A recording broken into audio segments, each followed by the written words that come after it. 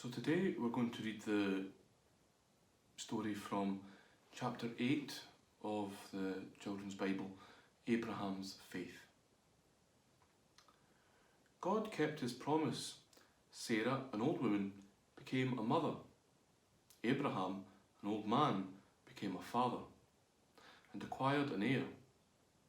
Sarah and Abraham gave their son the name that God himself had chosen, Isaac, which means, may God smile. Isaac grew up into boyhood. God wanted to test Abraham.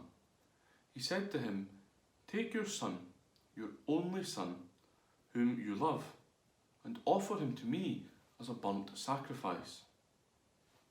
The next morning, Abraham fetched his donkey and loaded it with wood.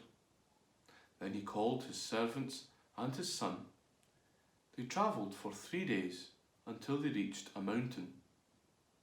There, Abraham left his servants and the donkey. "Stay here," he told them. "Isaac will go with me up the mountain. We will return when we have prayed and offered sacrifice." Isaac carried the wood. Abraham carried the knife and the pot with the glowing coals. "Father," said Isaac, "we have wood and fire, but no lamb to sacrifice."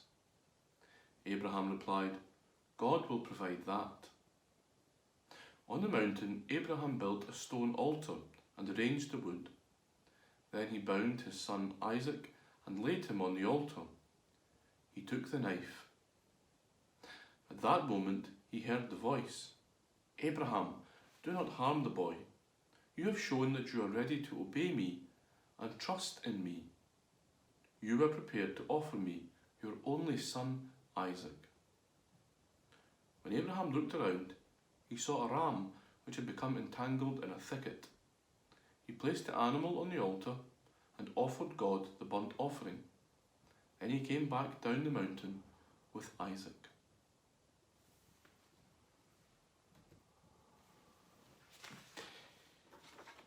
I know, boys and girls, it's been a strange few weeks, so I hope that you're all safe and well with your families. I also hope, though, over the last few weeks you managed to get at least one of these, an Easter egg.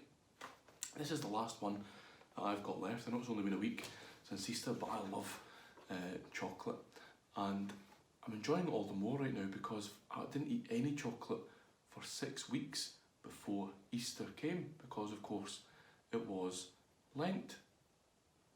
And sometimes, like during Lent, God asks us to give things up, and it can be hard.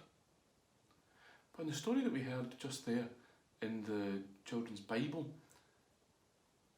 God asks Abraham to do something very, very hard. He says, "Offer to me your son as a sacrifice." Abraham must have been really sad about that, but he does what God asks. And then just at the last minute, he hears a voice that says, "Abraham, don't do it, don't harm the boy. I was just putting you to the test to make sure that you would do what I asked, to make sure that you trusted in me." It seems like a very strange story. Why would God do that? Well, it's important to remember that God didn't take Abraham's son away from him. But what he wants to do is to remind Abraham that everything he has, and even everyone he loves most in the world, has come from God. God has given everything as a gift. When God asks us to give things up, he doesn't do it because he wants us to be sad or upset. He does it because he wants to remind us that all the good things that we enjoy and all the people that we love are gifts to us from him. I remember enjoying these things, like when I'm enjoying my Easter egg later on. God wants us to remember to say thank you to him.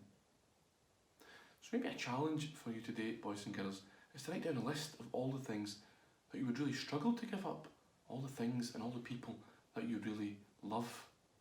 And then maybe write a prayer saying thank you to God for all of those things.